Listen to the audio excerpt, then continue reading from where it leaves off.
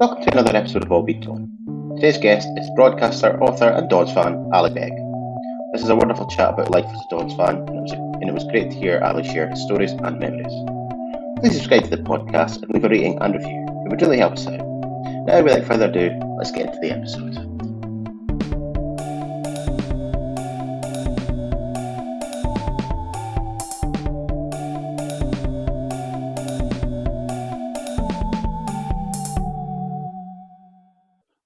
Okay, welcome to this episode of All Been Done. Delighted to welcome Ally Begg to the podcast. Ally, thanks so much for joining me.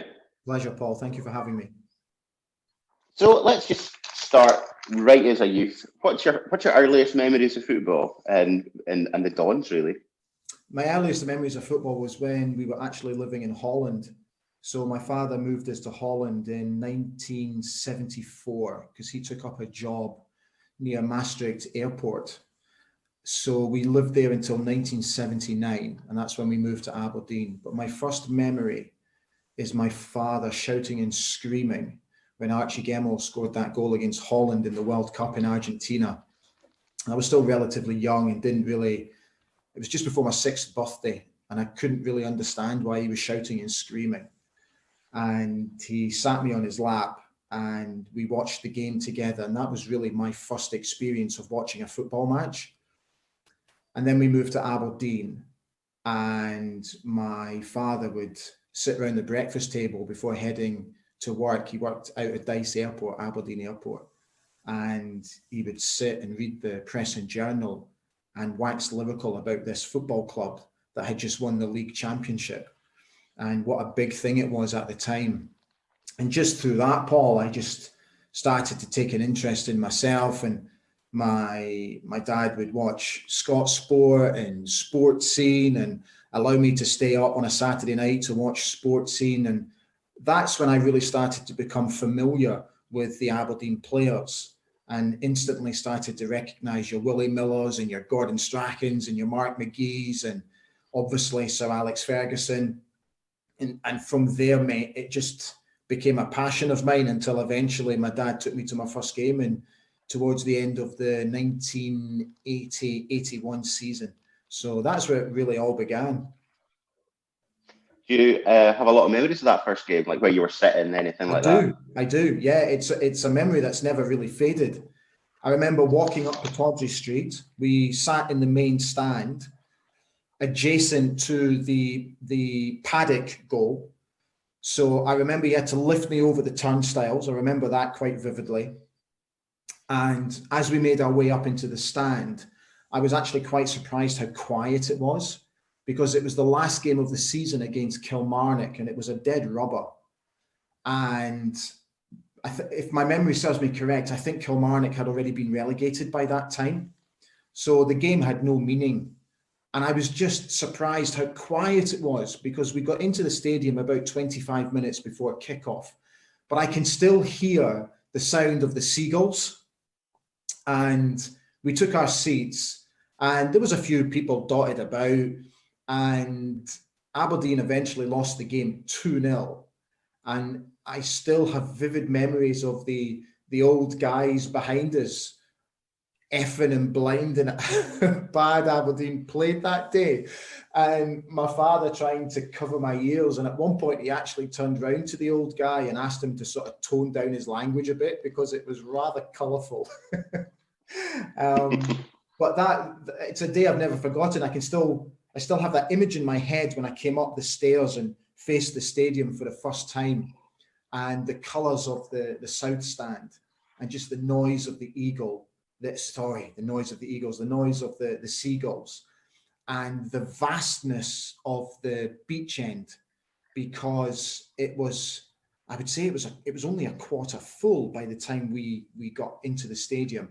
And just seeing the rows and rows of benches and just sporadic people spread about. So I've never forgotten it. I really haven't. It does stick with you. I've said before that I think Pittodrie has this unique way for a first game for me. Like my first game, I sat in the south stand, so I've always got that memory of going down Mertland Road, going in the turnstiles, and then going up the stairs, and then being at that corner, and the whole stadium's just in front of you from each side, and it just won't leave. If I ever have children, I will be bringing them to Pittodrie, and then we'll be going in the South Stand and going up that way. If Pittodrie is still a thing for the time I have children, of course. I decided to do that with my own kids because as a youngster, I always sat in the paddock with my neighbours, and occasionally I would go in with my mum and dad. But because my father took me to my first game in the main stand, I wanted to carry on that tradition. So I took my kids to their first game, and we actually sat in the identical seats to where my father first took me. It was just a nostalgic thing more than anything else. But I'm really glad I did it. Yeah, that's something that football gives you, though, that nostalgia, that memories. This is one of the reasons that I started doing this, just for those memories. And I've been really lucky to be able to speak to a lot of people so far, and just the memories that they evoke, and then seeing those memories that other people have as well, and like how everybody's just linked by this one thing. It's just phenomenal to me. I was reading that you played football as a youngster as well. Is that correct? Yeah. And at the teenage level, did you? Who were you playing for? Do you know? So I first started playing for my primary school. So that was my first adventure into actually playing football. So my local village school, Newborough Mathers. And then when I went up to Ellen Academy, the secondary school, a couple of friends asked me to come and join their boys club. So I ended up playing for Ellen Boys Club in a sort of a local Sunday boys club league. And again, I've never forgotten my first game because I played with Derek Adams that day. And Derek is a lifelong friend of mine. We've known each other since he was 9 years old and I was nearly 13. And we were playing at under 13 level because the boys club had two age levels, under 13s and under 15s. And the referee that day was Derek's dad, George Adams, who obviously was affiliated with Aberdeen Football Club at the time, which I didn't actually know. Thankfully, I actually had quite a good game that day. And I played for Ellen for, I think it was 3 seasons in the end. And when I went to the academy, those same friends were also playing for Dice Boys Club in Aberdeen. So they asked me to come along, and I ended up actually playing for Dice Boys Club for 2 or 3 seasons.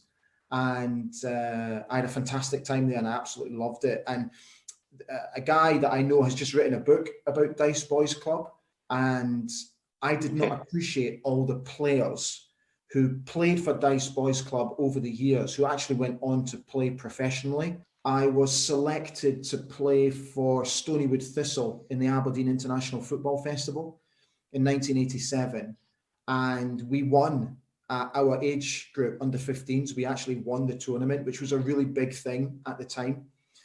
So from there, I was actually asked to then sign for Stonywood Thistle Boys Club, who were obviously a really decent team at that time. I would say that Dice Boys Club were probably, D-Side Boys Club were probably the best team in the league, followed probably by us and then Aberdeen Lads Club. So there were some really, really good teams in that league.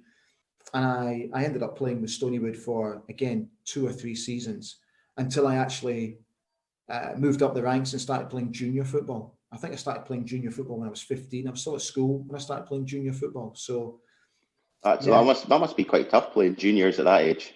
Yeah, because I first signed for Dice Juniors. So I was actually in the process of leaving school. I was in that age group where when I turned 15, my birthday's in August. So there was like that cut-off date where you could actually leave school before your 16th birthday or before your 15th birthday. So I think I had already turned 15. No, I tell a lie. I'd already just turned 16, and I was just away to go to work.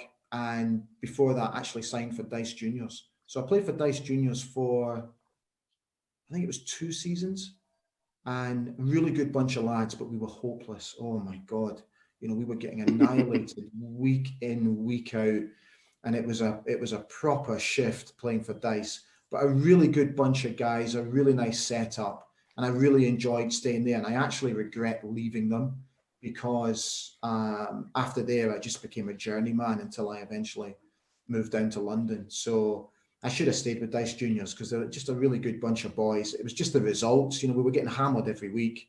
It was starting to grind on me slightly. I can imagine that. We've all watched mid-90s Aberdeen teams, so we know how much you can get ground down by terrible performances and awful results, don't you?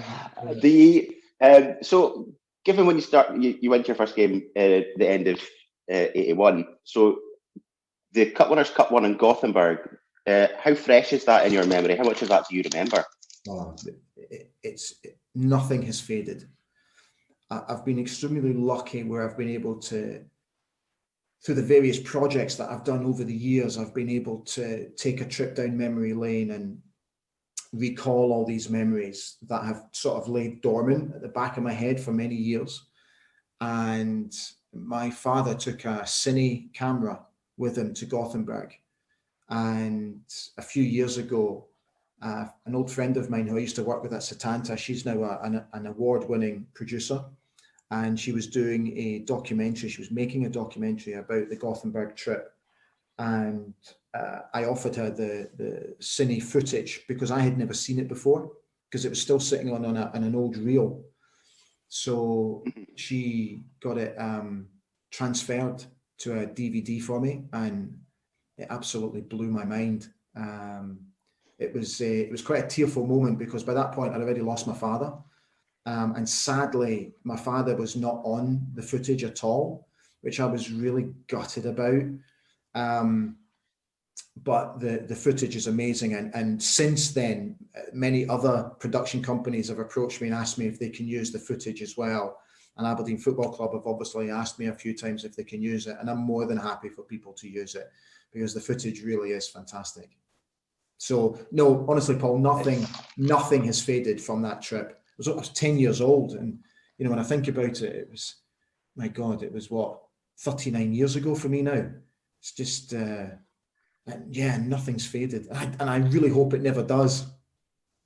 What was it about that team? As when you're 10 years old, you're watching that team, beating Real Madrid, beating Hamburg, winning the league, winning the Scottish Cup. You must think, well, this is what football is. It doesn't end. I didn't know anything different than for Aberdeen to win the league, the Scottish Cup, the League Cup, and win games in Europe on a regular basis. Because my first full season was 1982-83, and we hardly ever missed a game. We went to every single game in that Cup Winners' Cup run, home game, until the semi-final where my dad just could not get a ticket. And I think we could have sold Pittodrie out 3 times over for that game. So I was devastated that I missed that game. But I didn't know anything different, Paul, because we were winning games week in, week out. We were beating the greatest teams to come out of Europe. And for me, going to a cup final, it was just a given that we were going to win. I didn't know anything different. So from an emotional point of view, I would go to these games fully expecting us to win them.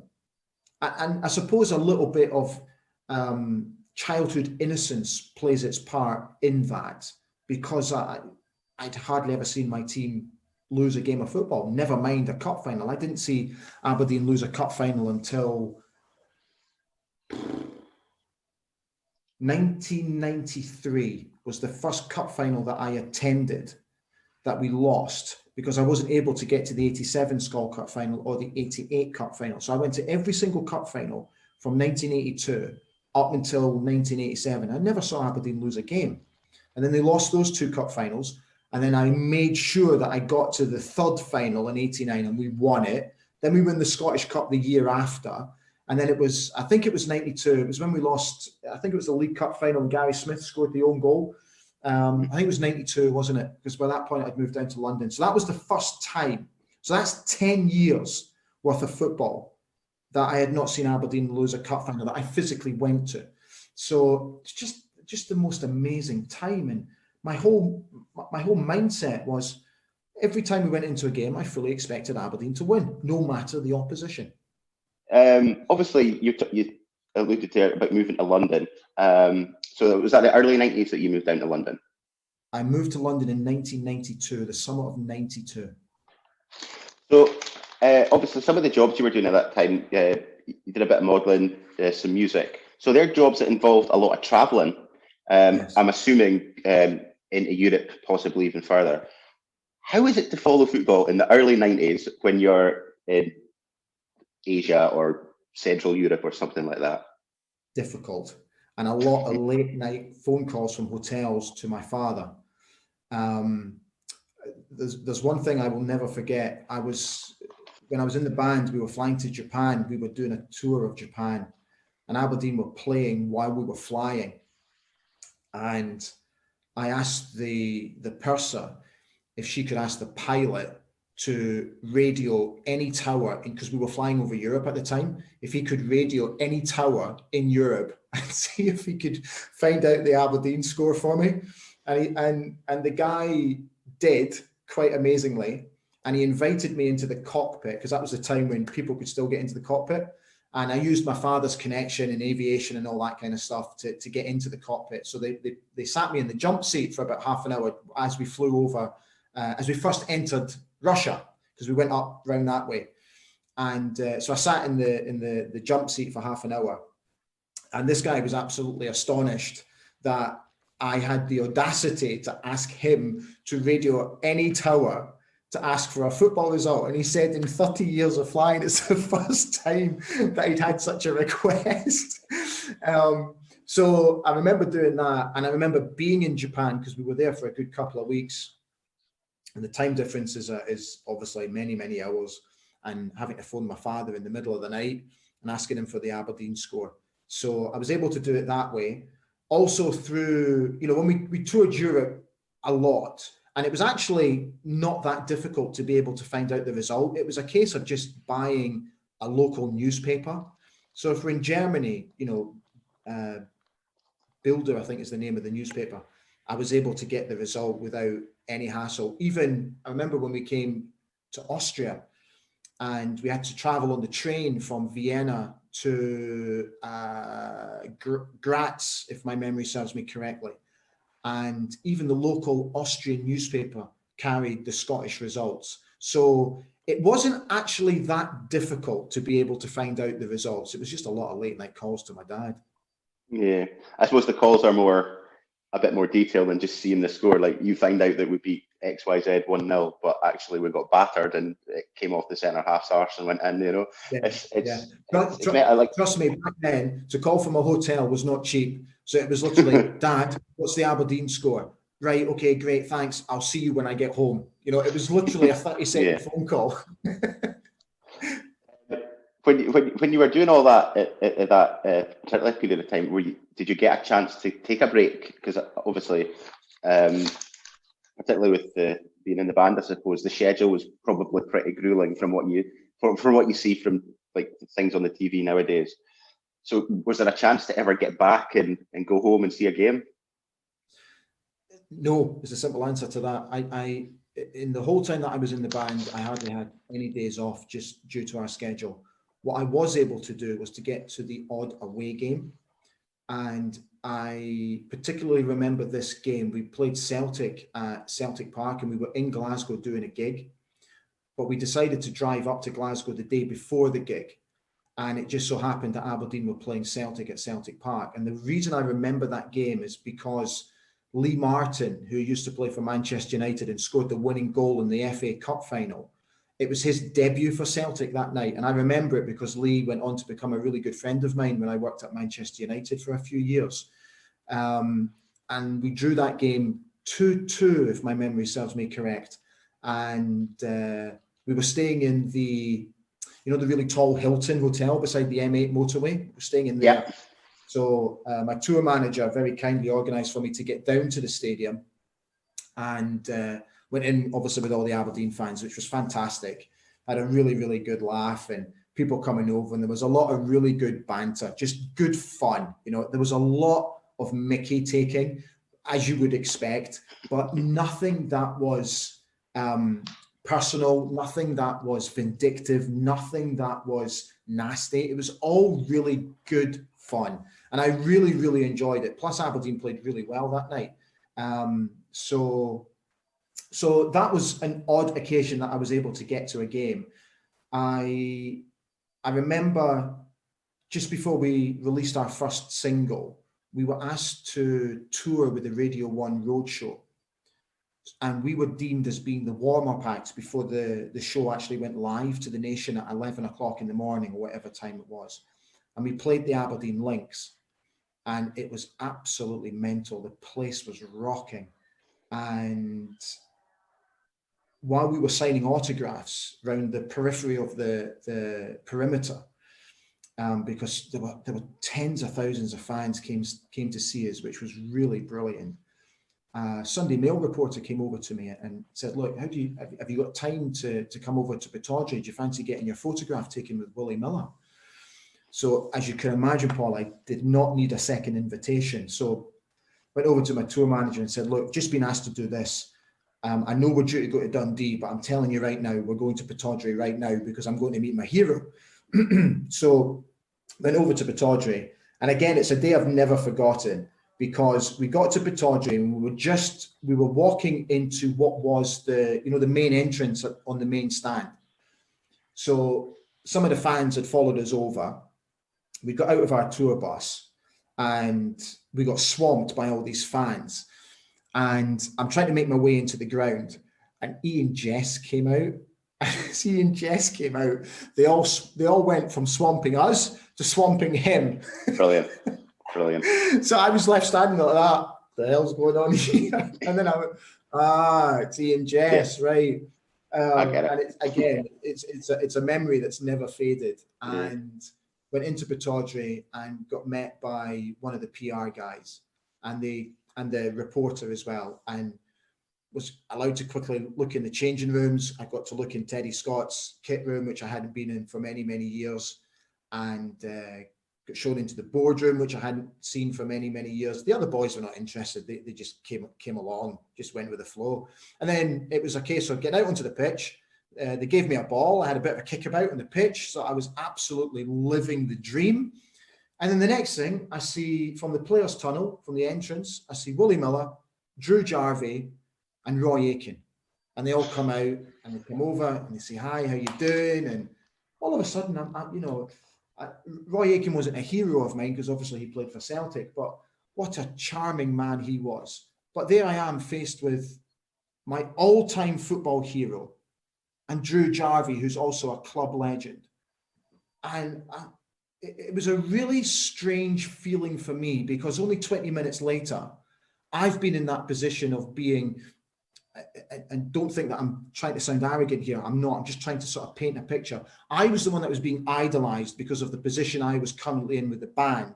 And then all of a sudden, here I am now in that position of idolizing somebody else. And it was a really strange feeling for me at that time. It was absolutely bizarre, that sort of switch, that reversal. Yeah. So chatting on with Willie and Drew and Roy, and it was just amazing. And then all of a sudden, Willie says to me, "Come on, let's have a kickabout." And there I am, having a kickabout with Willie and Drew and Roy on the pitch. The other boys by that point, they've gone back inside. They couldn't care less. And here's me thinking, right, first and foremost, control the ball, get a good first touch and ping it back to him and make sure you ping it properly, because I wanted to show them that I could play a little bit. Oh, completely. I remember, it must have been about 90. Do you know what? It was 1993. It was just before the Scottish Cup final in 93. And I was in a youth supporters club. It's called the Don's Young Stars. And they had like an open day at Pittodrie and they had all these drills set up. Yeah. I was like, I was hopeless at football. But I was like, if I score a goal here, maybe I'll get signed and all that sort of stuff. And a similar thing happened that you did. So there was like players sitting in different parts of each stand signing autographs, and there was like Mexu Patalainen was there, Lee Richardson was there, and then in the corner, just vivid in my mind, in the corner, sitting in the away side of the south stand was Ian Jess. There was like 3 people at Mexu, 4 people at Rico, and then must have been about 100 people at Ian Jess. It was just that exactly the same thing. He was just such an idol at that time, obviously being local and the way he played and everything like that. It's just mad. I'd actually forgotten about that until you were talking there. So when you moved into the media, What was your first sort of media role? So when I left the band, I took a little bit of time off, and then I needed to get back to work because sadly I was left in financial dire straits after I left the band. So it was a very, very difficult period for me. But I took a conscious decision that I wasn't going to let it get a hold of me. So I disappeared for a wee bit and studied. I just went away and studied. So I became a qualified Scottish Football Association coach, became a qualified fitness instructor. And as things were starting to get really quite desperate, I just had to swallow my pride and get back to work. And thankfully I was able to do that. So I got myself a little part-time job working in just a really small private gym in a hotel just outside London. And it suited me perfectly. So through that, a friend of mine was a TV presenter with a channel called Granada Shop, which was a shopping channel based in Liverpool.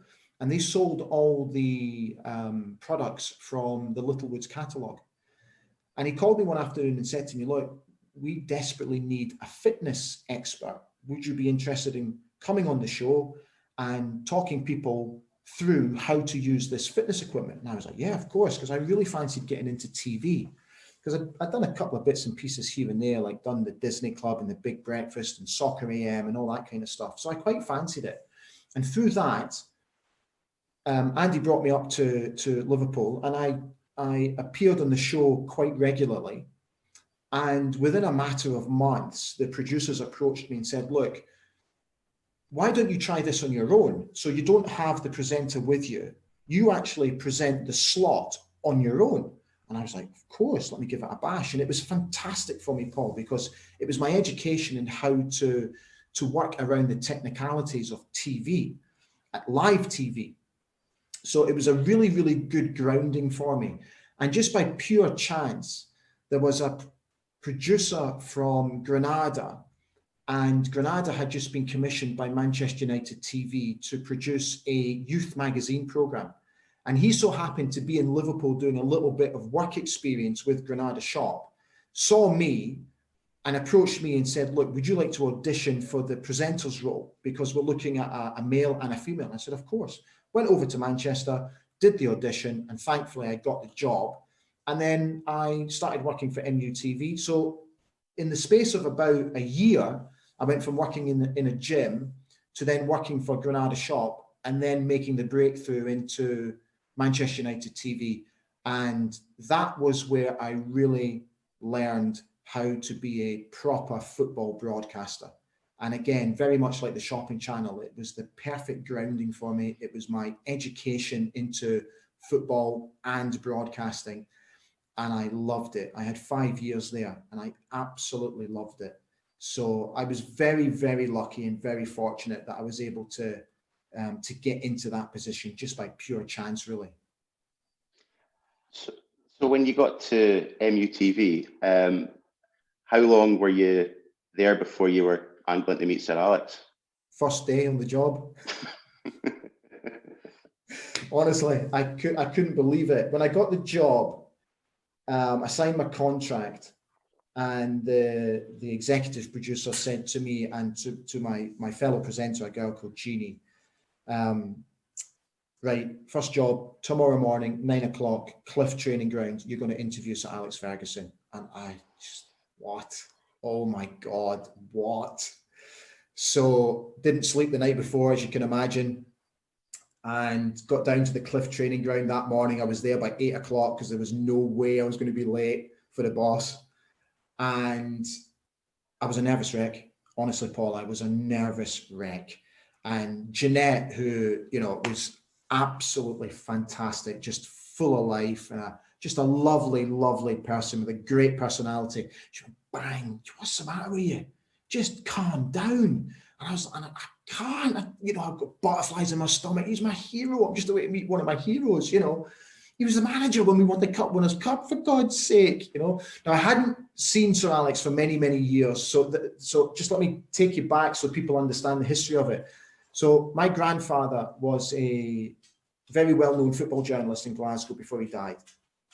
And he was very friendly with a guy called Mr. Todd, who was the chairman of St Mirren for many, many years. And William Todd phoned my grandfather and asked him for his opinion on who he thinks should be the next St Mirren manager, because Mr. Todd was looking for a manager. And my grandfather gave him one name. He said, Alex Ferguson. Look at Alex Ferguson at East Stirlingshire. I think he would fit your bill. So the next thing, Alex Ferguson gets the job at St Mirren. So my grandfather played a sort of a pivotal role in that appointment. So I thought to myself, I need to be able to break the ice with Sir Alex. Now, I'd met him as a kid. He made the connection with my father, then made the connection with me, but I hadn't seen him since I was a kid. So I thought, right, how do I break the ice with him? Right, let's use that story. Let's use my grandfather's name. So I'll never forget it. He came into the room, and immediately there is a presence. You can feel his presence immediately, and my heart went into my mouth. It just, and he makes you want to catch your breath because he's got that much of a presence about him. And he came over and he was, how you doing? It's really nice to see you, and congratulations on your roles. And I'm really looking forward to seeing what you guys can do. And he was utterly charming. So I introduced myself, and he went, Begg. And I went, yeah. I said to him, you knew my grandfather well. And he said, who's your grandfather? I said, John Begg from Bishopbriggs. And he went, the freelance football journalist. And I went, yeah. And honestly, his whole body language changed. And those piercing eyes just all of a sudden went from piercing to warm.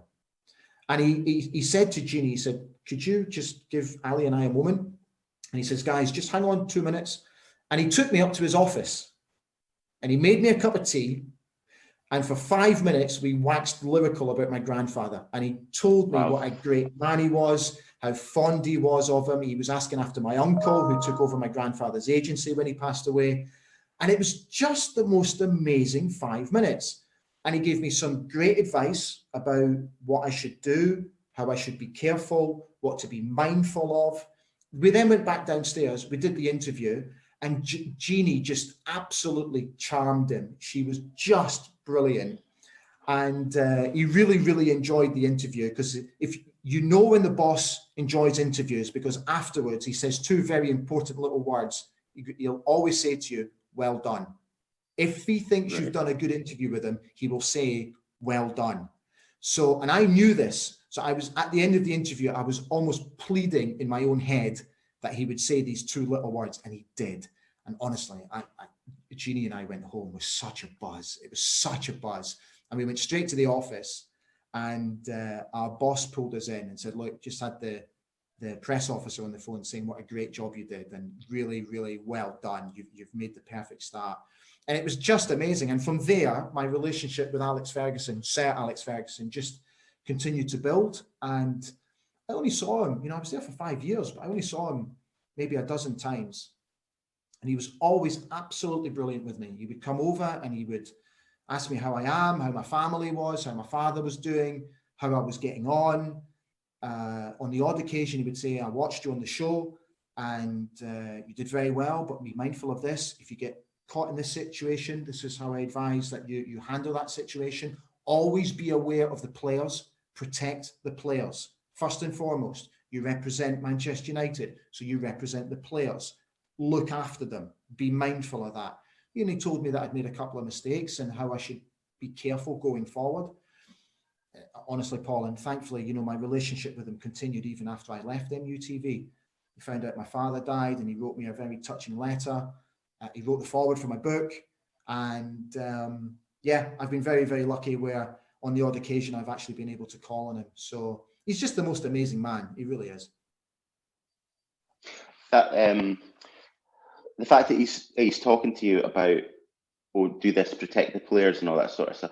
Like, at that time, Manchester United were really becoming the Manchester United that everybody's like aware of now.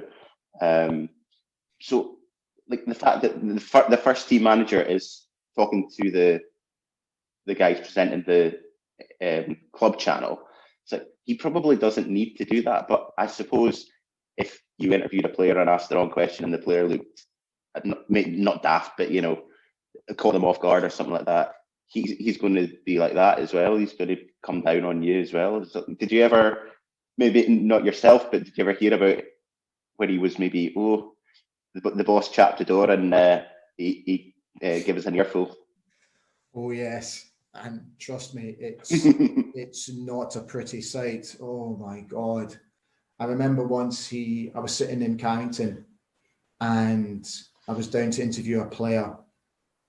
So I was sat next to a reporter who was also down to interview a player. So I was interviewing a player for our show, and the reporter was interviewing a guy for the news program that was going out that evening. So in Carrington, it's all, you walk into the main reception and then there's seats just to the right-hand side of reception. And then there's like a staircase that comes down from the boss's office. And there's a balcony at the top, so he can see everything that's going on and everybody that walks into Carrington. And the boss at the time of MUTV had made a bad call, made a really bad call.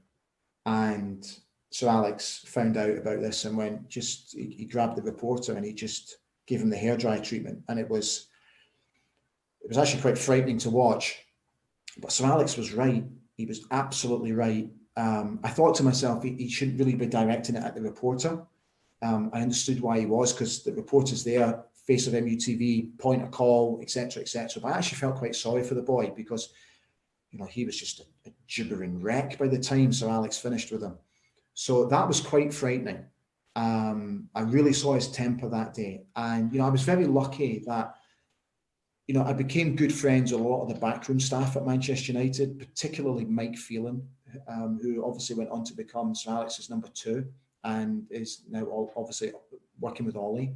So Mike occasionally would invite me down to training because what I wanted to do was gain more of an understanding of what they would do in training and how they would take the exercises and the drills they do in training into a match, so that I was more versed when I was presenting a show, especially on a Monday night when we would analyse the weekend's game.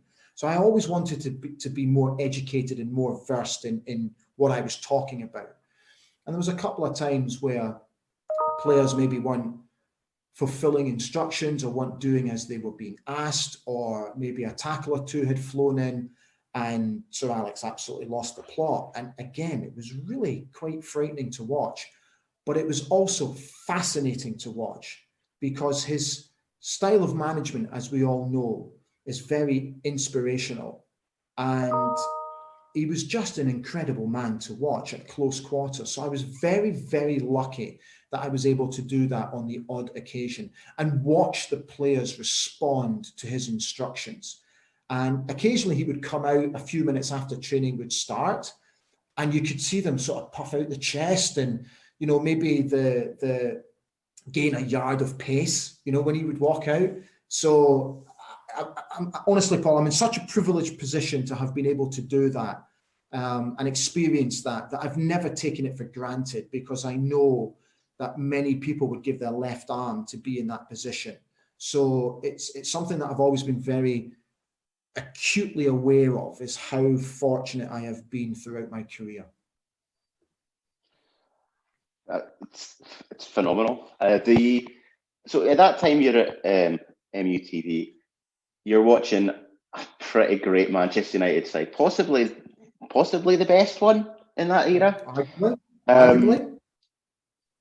But then up at Pittodrie, things are not great.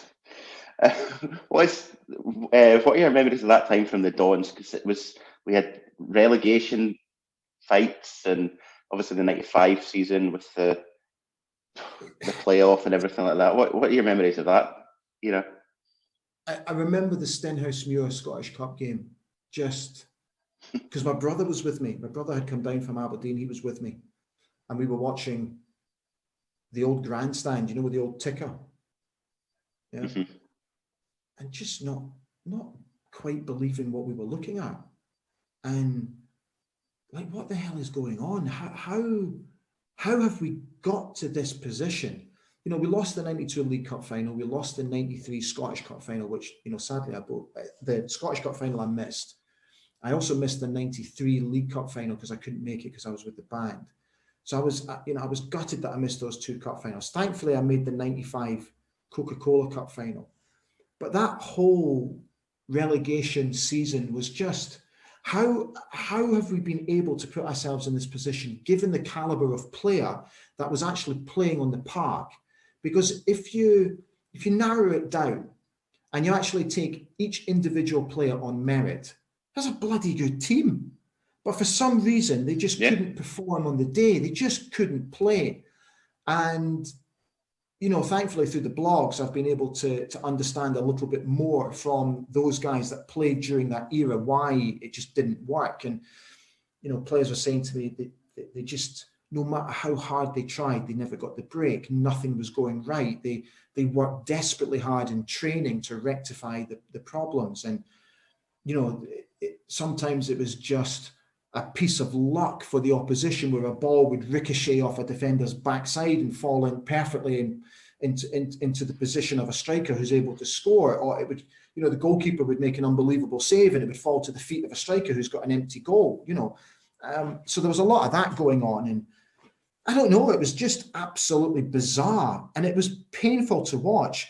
You know, I was living in London at the time, so it was difficult for me to be able to watch the highlights. Obviously, things have changed drastically since then. So I wasn't actually able to watch Aberdeen a great deal. I travelled up and back and forward quite a few times because I was still doing my coaching badges, and my father was able to get me up to Aberdeen quite a few times, and we were able to go to a few games. But I just couldn't believe what I was watching at times, and I couldn't understand why, with the calibre of player that we had, your Duncan Shearers, your Joe Millers, and your Ian Jesses, and these type of guys, and we just couldn't play as a team. And it was heartbreaking to see us fall from, you know, and it was only in the space of 2 or 3 years after Willie got sacked, you know, that we just went through that whole ridiculous stage of one manager in, one manager out, one assistant in, caretaker out, caretaker in, manager out. And you're just thinking, come on, what is going on here? And to be honest with you, the ship has never really been steadied since. So, yeah, hugely disappointing, but makes for fascinating blogs. Yeah, well, just to say that there, touch on the blogs a bit. They're really good reads. They're not too long that you lose them. They're a good length. I really enjoy reading them. Thank you. And what made you start that? It was my wife's idea, actually. So I wrote my own book, and I was asked to sort of upgrade the book and update the book. And I don't know. I didn't want to do it. There was just something holding me back, and I still don't really know why. But I didn't want to do another run or print another run of books. I just thought, I'm happy with my lot. I'm happy that we've sold out. I'm happy that we've sold out the print run, that we've done quite well on Kindle. And I think, do you know what? I think I just want to leave it there. And through my wife's job, she works for a digital marketing company in Qatar. So she's still in Qatar at the moment. And through her job, she has to deal with a lot of influencers and a lot of bloggers. And she said to me, look, I think you should start your own blog. You've got great contacts. You've got good stories.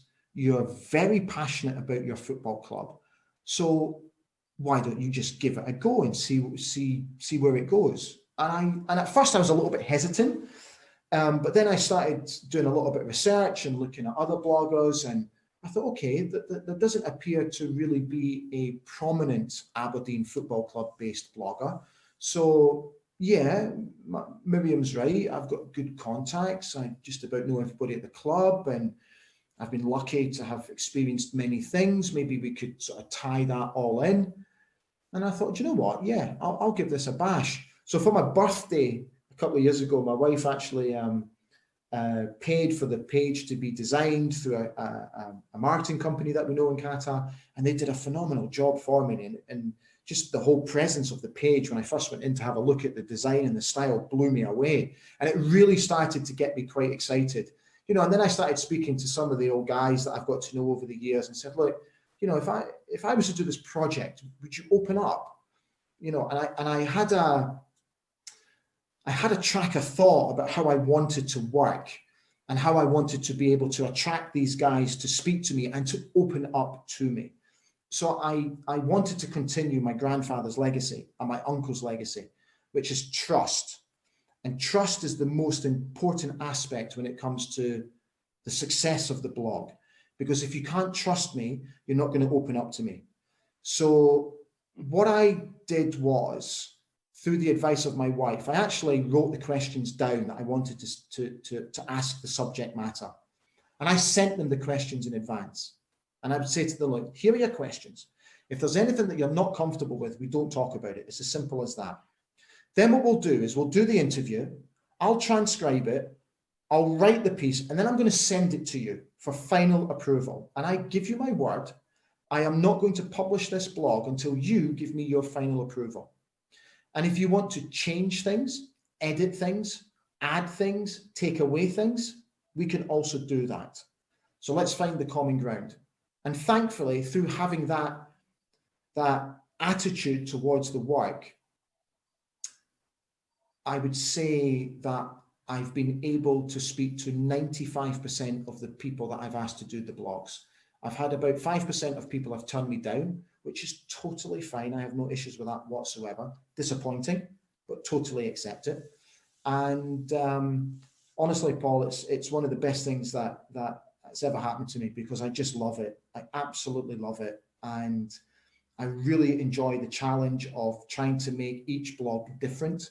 Instead of just asking the same bog standard questions, I'm trying to look at each individual and discover their Aberdeen story. And I would like to think that we're on the right track and that we seem to be doing okay, by the figures that I'm getting. It appears that we're on the right track. So I'm really, really delighted with, first of all, how it's going, and secondly, more importantly, how it's been received, because I get fantastic traction online from people who read the blogs, and it's really humbling that people go out of their way to message me and leave messages on Facebook and say how much they enjoy the reads. And the fact that, Saltire Energy came on board and, have helped me with the support of the page, and Texo came on board for a while as well. So I've been very, very flattered by that, I have to say. But the fact that I'm able to sit down like what you and I are doing and speak to all these guys, it's nothing but a thrill for me. It really is. It's a thrill. As well as working at NUTV, though, you worked for Celtic TV for a while. Mm-hmm. How was that? Was there ever any games, Aberdeen Celtic games, where you were sitting under the desk, like clutching onto the bottom of the desk because we're getting done, or probably at that time more often than not getting done than winning the games? Yeah. Oh, yeah. Absolutely. It was. Listen, it was. A lot of people have asked me why I accepted the job. First and foremost, I was recovering from breaking my leg. So I broke my leg in 2003, and it was a really terrible injury, which left me with a permanent disability. So through that, I was working as a freelancer, and because of the nature of my injury, I lost all my work. Because I was in a wheelchair, I had metal work inserted into my leg, so I was in a really, really bad way. And the money was running out rapidly. I had mortgages to pay, I had bills to pay, I had to make a living. So when Setanta started, they got the contract for the Scottish Premier League, they also set up Rangers TV and Celtic TV. And in the summer of 2003, while I was still in a wheelchair, I was able to get some shifts on Sky Sports News because I was just desperate to get down there. I really wanted to work for them. It didn't work out due to the nature of my injury. Plus, I was heavily sedated on. So yeah, in hindsight, I should never have done it, but I just wanted to show the powers that be that I desperately wanted to be there.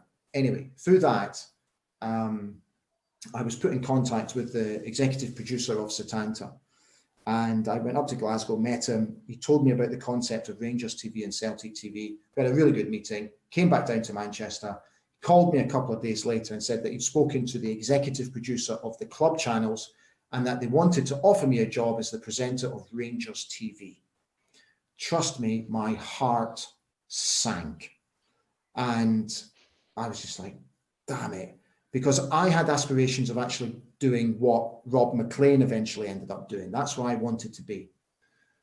So I honestly, mate, I was stuck between a rock and a hard place. I just didn't know what to do. And I spoke to many people, and my dad and I chewed the fat over it, late into the night, trying to work out the pros and the cons and all that kind of stuff. And I just, my heart was saying absolutely not, no way. But my gut was saying, you've got to get back to work. You've got to earn a living. So I got a call from the executive producer of the club channels, and he said, look, can you come up to Glasgow and have a meeting with me? So I said, sure. So I went up, and I was actually, on the drive up, I had decided I was going to turn the job down because I just couldn't do it. I didn't want to do it, if I'm being honest with you. I didn't want to be working for Rangers. So I had kind of set myself that, I'm not going to accept this job.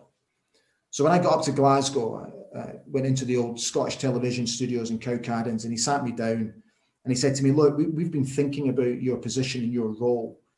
And he said, how do you fancy presenting Celtic TV? Honest to God, man, I could have hugged him. I really could. Because Celtic, I thought I can handle. I can handle Celtic. But I don't think I could come back from becoming the face of Rangers TV. I don't think there'd be a way back for me with the Aberdeen support. And it's my, it's my club, Aberdeen are my club. And I just thought, I don't think I can do this. But I think there's a route through Celtic TV to do this. Now, look, put rivalry to one side, okay? And put the nonsense to one side, this hatred and all that crap, right? I'm not interested in that. I never have been interested in it. I've always been respectful of other football clubs to a degree, yeah? I respected Celtic as a football club, and I had many friends who were Celtic fans. And I actually thought that even though there is that undercurrent rivalry, which is nasty and there's no place, I think, in society, there's always going to be that. But I also think, to a degree, there was actually a mutual respect between Aberdeen and Celtic fans, to a degree. So I thought, if I concentrate on those positives, I think I can get through this. So when obviously the newspapers did their articles about Setanta and the club TVs, and I got named as the face of Celtic TV, I was not expecting the backlash that I got, particularly from Celtic fans. And some of it was really quite nasty and uncalled for. And I thought to myself, I've got a hell of a job on my hands here to prove to these people that I'm worthy of this position. Because I thought to myself, first and foremost, it's a job. It's all it is. It's a job. I'm a professional sports broadcaster, and I still have aspirations of moving up the ladder to bigger and better things. This could be my platform to be able to do that. But I have to prove my professionalism. When I was at MUTV, I had a soft spot for Arsenal. Never ever was my professionalism questioned during my time at Manchester United. So the backlash was difficult. And I found it difficult in the first few months. I was getting letters to the TV studios, which were just, you could almost call it hate mail, So I got it to a degree. Here's an ex-boy band member who's an Aberdeen fan who's now fronting Celtic TV. I get it. I really get it. But I didn't think there was the need for that sort of nastiness about it. So through that, I just put my professional head on and did the very best job that I could possibly do for that football club. And I've got to be honest with you, Paul, I had the most fantastic 3 years with Setanta and Celtic TV because I made many, many friends. The people at Celtic were fantastic with me because they all knew my background. And, when my father passed away, which absolutely destroyed me when he died, the first person on the phone was Neil Lennon. The second person on the phone was Peter Lawwell. Tommy Burns was amazing with me. Gordon Strachan was incredible with me. Danny McGrain. The players were all very, very supportive. Neil Lennon was amazing with me. And it was really humbling for me, And And the guys from Aberdeen as well, all the people that I was closely connected with Aberdeen were exactly the same. So, my feelings towards that football club, forget the rivalry, forget that crap, because I'm just not interested in it. And if people want to give me grief because of the way that I'm talking about it now, then fine, whatever. But I've made so many friends. Jim Craig became my father. He became my confidant. He became my mentor. He helped me. Him and his wife Elizabeth helped me through that awful, awful period in my life, and they were a great pillar of strength for me. I went and lived with them for a while because it just tore me apart losing my father. And they really, really looked after me, and the club looked after me. And I defy anybody to have a go at me now because I used to work for Celtic TV. And, I did get grief from Aberdeen fans. I continue to get grief from Aberdeen fans because I work for Celtic TV. People think I sold my soul. I did not. It was a job. And that job led me to working for ESPN, which is one of the biggest sports broadcasters in the world. And I moved to Singapore and I met my wife. Now, if I had never worked for Celtic TV or Setanta, I would never have got the opportunity to work for ESPN. I would never have moved to Singapore, and I would never have met my wife. And I now have two beautiful little boys. And, my wife and I will be married 10 years this year. I'm still madly in love with her. And that is a sequence of events that started from me getting my job at Celtic TV. So if anybody still wants to give me grief because of that, you can absolutely kiss my ass, because my life was fully enhanced because I took that job. Plus, quite right. I got to watch Aberdeen every single week because I travelled with all my pals who worked for Setanta, and I did not miss a game. I did not miss a game for 2 years. So I met Derek White, Billy Stark, Joe Miller, Willie Faulkner, Billy McNeil, all these guys that had an association with Aberdeen Football Club. So trust me, working for Celtic TV was brilliant for me. It's not like you scored a goal or anything against us in the cup final. Do you know what I mean? Do you know what I mean? It's not, if you were a centre forward that made the move and then scored a hat trick against us every game, then I'd probably be a bit like, boo. But you presented the TV channel. I mean, it's just the TV channel. You have to subscribe to it. Exactly. Why would an Aberdeen supporter even subscribe to Celtic TV anyway? So thankfully, I think we've come through all of that now. Thankfully. Yeah, good. So just to kind of wind things up, favourite memories of watching the Dons, favourite players as well? Yeah, so obviously my most cherished memory is Gothenburg and John Hewitt scoring the winning goal. My heroes were Willie Miller. He still is my hero. And Peter Weir, So, yeah, just fantastic memories, mate. And I just... Saturday was a difficult watch, as we all know. So I just hope that things will improve, and things will improve quickly, because I'm a little bit worried at the moment. Are you watching the games on Red TV and stuff just now as well? Just try and stop me. I've been a subscriber to Red TV now since it first started. So since I think it's 2007, because the first game I watched on Red TV was the Dnipro away game, at 4:00 in the morning in Singapore. So Darren Mackey's header. I've hardly missed a game since 2007 because I'm able to watch it on Red TV. So, just try and stop me. And my wife knows. She always says to me on a Saturday morning, Aberdeen playing today by any chance? Oh, yes. Right, okay. So I'll plan something with the kids. But the great thing is now is that Lennox and Harvey are now also getting well into their football. So they don't come and sit with me for the full 90 minutes, but they'll come over. What's the score, Daddy? How are Aberdeen doing? Which is great. So slowly they're coming into it as well, which is really nice. That's good. It's good that as well, because it's kind of a thing that I don't know if you see it as well, that the passing on of the club from father to son, it seems to be dying a little bit in the Sky Sports era, because people start watching Sky Sports, and I'll support Chelsea and I'll support Man City and all that sort of stuff as well. Yeah. The shirt you see in the... Yeah, I'm not. I don't want to force it on my kids. I've got friends who I think are forcing it on their kids, and I'm just like, you know, I like to take a back seat and observe, and I am not judging, because I would never judge another parent. You know, I made that mistake when I first became a parent, and I don't think it's right to judge other parents. So I decided to do it naturally. You know, I said to the boys, look, if you want to get into football, fantastic. If you don't want to get into football, not a problem.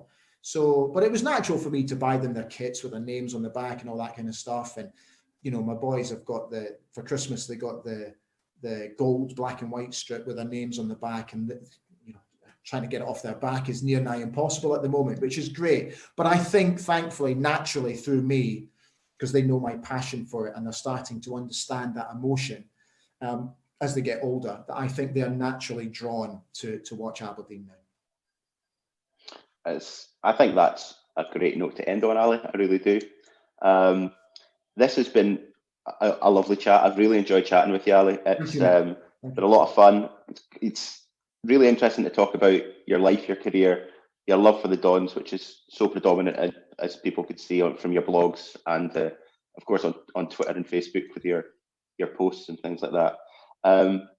And all the best with the blog moving forward, and whatever else you choose to do as well. I look forward to seeing it. Best of luck to you, mate. Hope it goes well. Thank you very much.